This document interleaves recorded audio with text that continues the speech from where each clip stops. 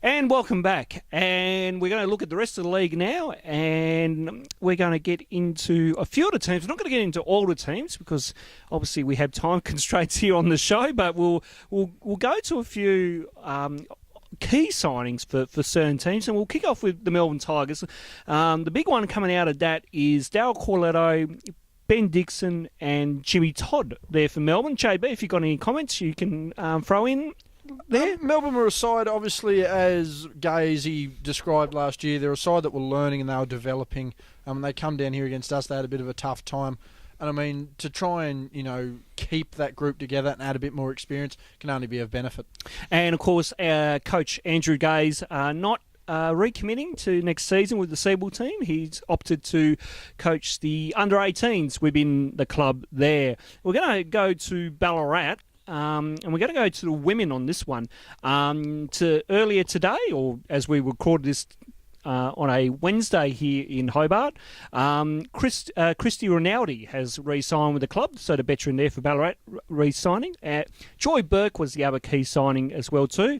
And there's a bit of a switch in the coaching department. So Eric Hayes is now coming on board from the men to the women. Interesting choice there with coach. Bringing some different tactics and different outlooks. I mean, many people will know that the way the men and the women play in basketball in general can sometimes be a little different. So it'll be interesting to see what style of play is brought to the table in season 2018. With the men for Ballarat, Sam Short is probably the big re-signing here, the Melbourne United development player who had some court time earlier this year. He's the big signing. Peter Hooley is also re-signed along with Josh Fox and Devon Usher, their import. And Nathan Cooper-Brown will be taking the coaching reins from next season. Assistant coach to Eric this year will get the step up now to head coach. Miners were certainly a tough side to face. I mean, they caused us a few problems during the season. No doubt about it. So another tough challenge for Hobart to face, and certainly warning signs for the rest of the competition. Geelong have come out publicly with coach Leon O'Neill saying that DeMarcus Gatlin and Matthew Johns will be coming back to the club next year. Excellent. Geelong, again, another team, another competitive team. Probably got a couple more steps to take before they're a serious title contender, and I think they're starting to take those steps.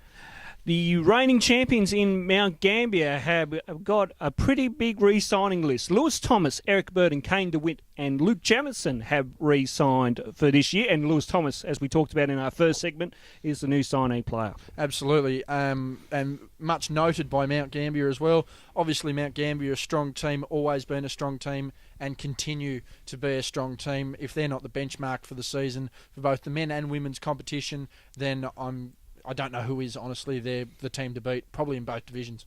Another warning. Now, Tom Wright and Shane McDonald have re-signed for next season in the men. And in the women, it is Keely Frawley and Tessa Boyd that have re-signed. Nunawading, always a competitive team, and again, looking to field a competitive side in season 2018.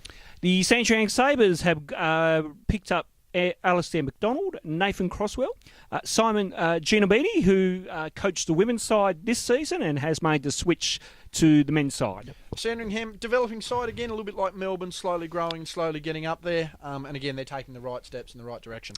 Now, Sandringham haven't announced anything from the women's yet, as we've done a lot of background checking and checked their Facebook page, etc. You'll find a lot of news from the clubs that will be posted on their Facebook pages usually, or their websites, etc. Now, the only major signing for the women's team has been Jonathan Goodman, who was coach of Bendigo for the last few seasons in the women, has made the big move to Sandringham. Yeah, again, one of those department changes there, just trying to change things up, revamp the competition and revamp the team, so to speak. So hopefully some positive changes coming for the team there. Kilsyth for the men have re-signed Chris Pannon, Owen Odygy, Sam Daly and Dane Penu.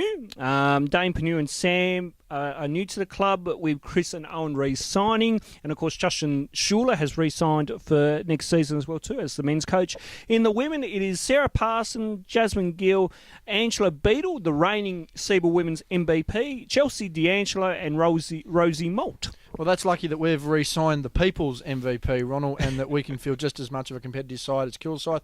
I mean, Beadle, they're an absolutely great player, and, I mean, they've got a great team around them.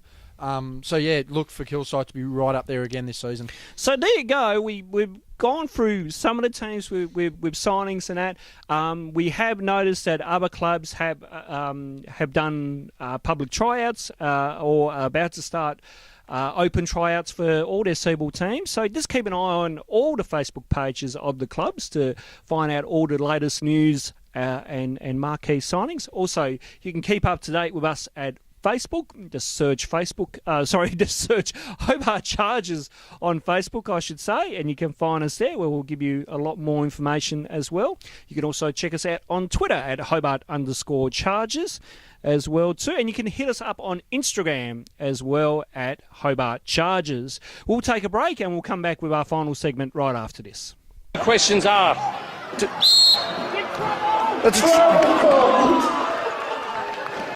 And welcome back as we are in the final segment here of our end of year show.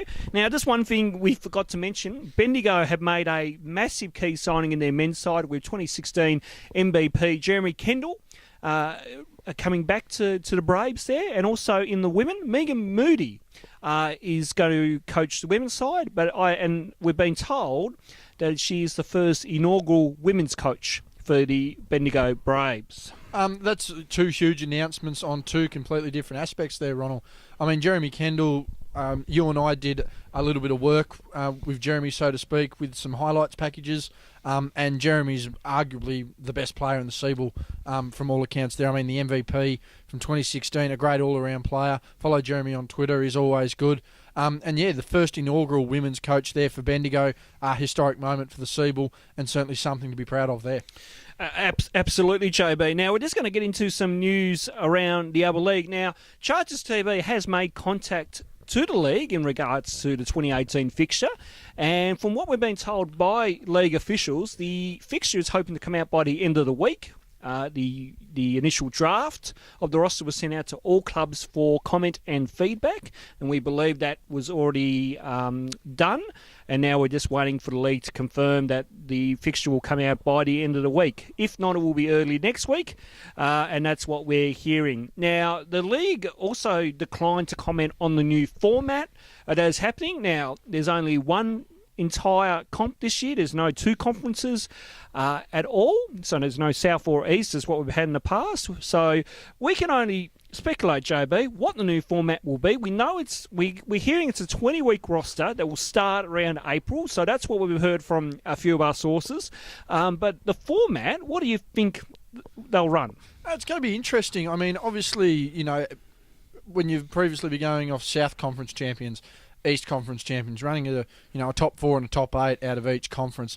It's going to be really interesting as to how they're going to do this formatting. I mean, are they going to be looking at doing a top 10, are they still looking at doing a top 8?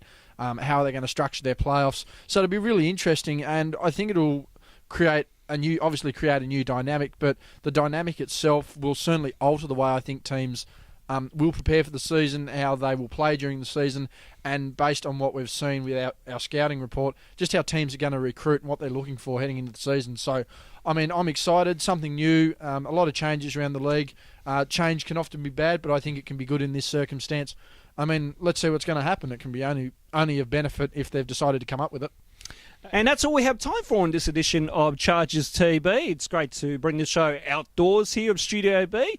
And the pre-show meals, JB, were absolutely on point yet again. Well, we had pork ribs, we had wraps, we had cheese, we had dip, we had everything. Beverages were supplied, non-alcoholic, of course. Of course. And I mean, what else could you want? A lovely summer's night, a great view of the River Derwent, Mount Wellington. We watched the cruise ship go out. The sun's slowly setting.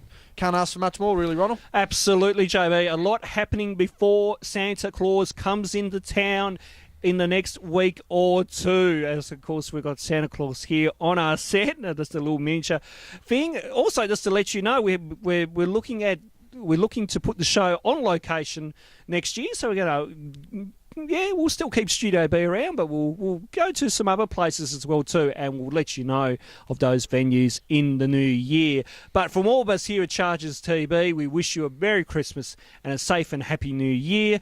To end the show, we are going to show you the top 5 dunks of this season, as we will see you in the new year. Good night.